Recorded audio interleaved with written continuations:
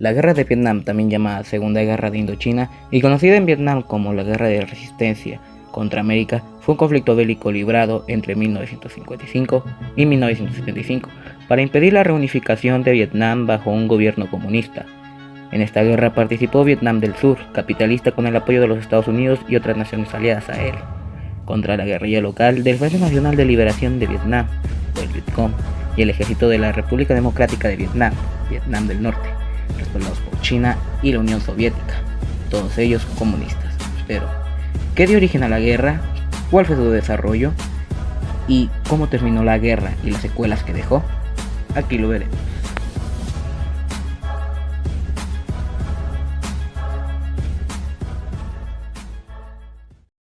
Durante la Segunda Guerra Mundial, el Imperio japonés también invadió buena parte de Asia, incluida Indochina. Mantuvo a los administradores franceses en sus puestos para no alterar el orden de la colonia.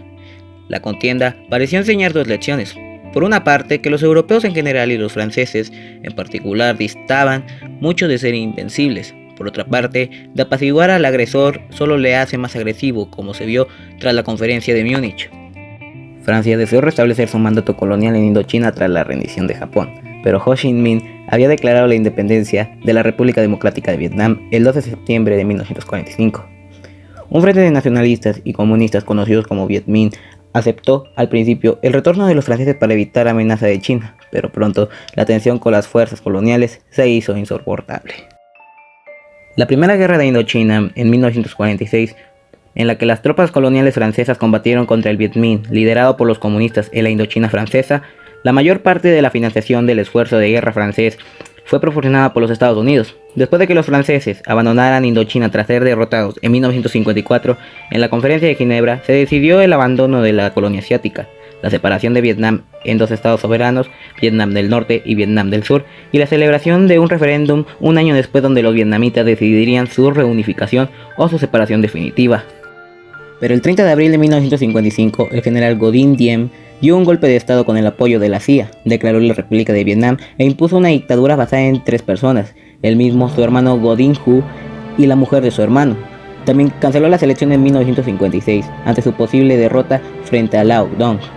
No celebrar este referéndum para evitar que ganara la reunificación. Por este motivo, Vietnam del Norte comenzó las infiltraciones de soldados en el apoyo del Vietcong para anexionarse al Vietnam del Sur. Entonces, Estados Unidos envió recursos y a partir de 1964, tropas a Vietnam del Sur para evitar la conquista del norte comunista, dando lugar a este conflicto. Estados Unidos asumió el apoyo financiero y militar para el estado de Vietnam del Sur. El Vietcong inició una guerra de guerrillas en el sur. La táctica del Frente Nacional de Liberación Vietnamita consistía en la guerra de guerrillas, que tantos éxitos les trajo durante el conflicto anterior contra el régimen colonial francés. Así, en julio de 1959, el comandante Dale Weiss y el sargento Chester Oinar fueron los primeros estadounidenses muertos en Vietnam durante los ataques a la base de Bien Hoa, pero en 1959 el FNL principalmente asesinaba a los líderes locales leales al gobierno de Saigón. La participación de los Estados Unidos aumentó bajo la presidencia de John F. Kennedy a través del programa MAG de poco menos de 1,000 soldados en 1959 a 16,000 en 1963. El objetivo político pretendía dar a conocer las acciones del norte y del Frente Nacional de Liberación Vietnamita, tanto a los miembros del Congreso como a la opinión pública estadounidense y mundial, con el fin de aislar internacionalmente a Vietnam del Norte y marginar al FNLV como interlocutor, en caso de llegar a una negociación. Para ello, se utilizarían los medios de comunicación y las acciones diplomáticas. El presidente Johnson, que fue sucesor de Kennedy tras su muerte producto de un francotirador que según seguía el bloque comunista, trató de atraer a tantos países como pudo con la campaña Más Bandera, para dar una idea de que el mundo libre estaba luchando contra el comunismo, pese a que el adjetivo libre es más un eufemismo que una realidad debido a la presencia de países como Corea del Sur o Filipinas. Para 1963, los norvietnamitas habían enviado a 40,000 soldados a luchar a Vietnam del Sur. Vietnam del Norte fue fuertemente respaldado por la República Popular de China, que además de suministrar armas como lo hizo la URSS, también envió a cientos de miles de militares del EPL a Vietnam del Norte para desempeñar funciones de apoyo. Por su parte, el ejército estadounidense combatiría por primera vez contra los soldados del norte en el Valle de La Dran, que estuvo a punto de volverse una catástrofe para Estados Unidos. pero sus helicópteros y la potencia de fuego desplegada invirtieron la situación. Unos 1.500 soldados norvietnamitas perdieron la vida frente a 234 estadounidenses. Pese a ello, el ejército de Vietnam del Norte se proclamó vencedor. Los éxitos en la operación Starling y en la Drang llevaron al jefe de las fuerzas estadounidenses en Vietnam, general William Westmoreland, a solicitar y conseguir los medios para facilitar las acciones que pensaba que le llevarían a la victoria, entre las cuales se destacan hacer un uso extensivo del helicóptero como nuevo medio de transporte y también de guerra, continuar con la operación Rolling Thunder de bombardeo sobre Vietnam del Norte, cortar la llegada de suministros desde el norte. Para ello, la flota estadounidense continuaría bloqueando las rutas marítimas y se intensificaron las acciones de las boinas verdes en las tierras altas centrales de Vietnam con la ruta Ho Chi Minh, atacar al enemigo en su propio terreno y potenciar la campaña Corazones y Mentes que tanto éxito les repartió a los ingleses. Asimismo, en diciembre de 1965, la Fuerza Aérea puso en marcha el programa Big Belly para permitir que la B-52 transportaran casi 10.000 kilogramos de bombas y en abril del año siguiente fueron desplazados a la isla de Guam para alcanzar a Vietnam del Sur. El primer año de la guerra, Estados Unidos venció en la práctica en la totalidad de las batallas gracias a su potencia de fuego y a poder abastecer a sus hombres por aire sin sufrir los numerosos ataques que tantas pérdidas le costaron a los franceses. 1966 no resultó tan exitoso a los estadounidenses como 1975. El mando de la asesoría militar y el propio Westmoreland reconocieron que el número de bajas estadounidenses resultaron desproporcionadamente altas y el número de victorias se había reducido. Los vietnamitas estaban empezando a llevar la iniciativa. Westmoreland solicitó y obtuvo más soldados. Por los demás, el método era conseguir empleando la artillería, la aviación y el alto explosivo.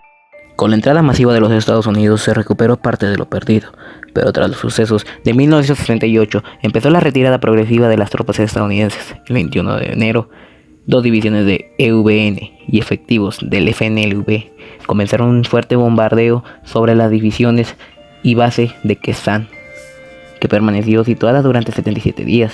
Pronto la prensa y el propio presidente Johnson realizaron paralelismos con Dien Bien Phu, la gran derrota francesa en Indochina. Los distintos informes negaban que las dos situaciones se pareciesen, pero el presidente se mostró muy preocupado ante la posibilidad de perder la base y verse frente a una derrota de gran repercusión mediática. A finales de enero de ese año, cuando se celebraba el Año Nuevo Vietnamita, la festividad del Tet, 38 de las 52 capitales provinciales de Vietnam del Sur fueron atacadas y muchas prácticamente tomadas. Saigón estuvo en estado de sitio. La propia embajada de Estados Unidos fue asaltada por un comando suicida que casi llegó al interior del edificio y Hue, la antigua capital del Imperio Vietnamita, cayó en poder de los rebeldes, tardando varios días en ser recuperada, tras lo cual se descubrió la llamada masacre de Hue, con miles de civiles asesinados sistemáticamente por los norvietnamitas. Pese a que este término y esta idea ya la había planteado el presidente John F. Kennedy a principios de los años de 1960, no fue hasta la victoria de Nixon cuando empezó a llevarse la práctica por el analista Henry Kissinger. La vietnamización perseguía fortalecer y preparar al RVN para luego traspasarle la responsabilidad de defender el territorio. En enero de 1969, y Richard Nixon fue elegido nuevo presidente. Los ejes sobre los cuales se basaría su política vietnamita serían retirada progresiva de tropas, mantener el apoyo financiero al gobierno de Vietnam del Sur, conseguir una paz con honor, llevando a Vietnam del Norte y a la FNLV a la mesa de negociaciones a base de bombas si fuese preciso, no extender los bombardeos y las acciones bélicas a ningún otro país del sur. El 27 de enero de 1973, la delegación de Vietnam del Sur, la norvietnamita, la estadounidense y el gobierno provisional de la República de Vietnam del Sur firmaron los acuerdos de paz en París. El documento se componía de 23 artículos con las misiones de cada bando. Fue arduamente preparado hasta en los más. La firma de los acuerdos de paz de París en 1973, tras los cuales Vietnam del Sur solo luchó contra el ejército de la República Democrática de Vietnam hasta su propia derrota final y al consiguiente la reunificación del país el 2 de julio de 1976 como la República Socialista de Vietnam. Probablemente pocas guerras hayan tenido tantas repercusiones en la historia contemporánea como la de Vietnam, y también pocos han atraído más la atención de novelistas y cineastas.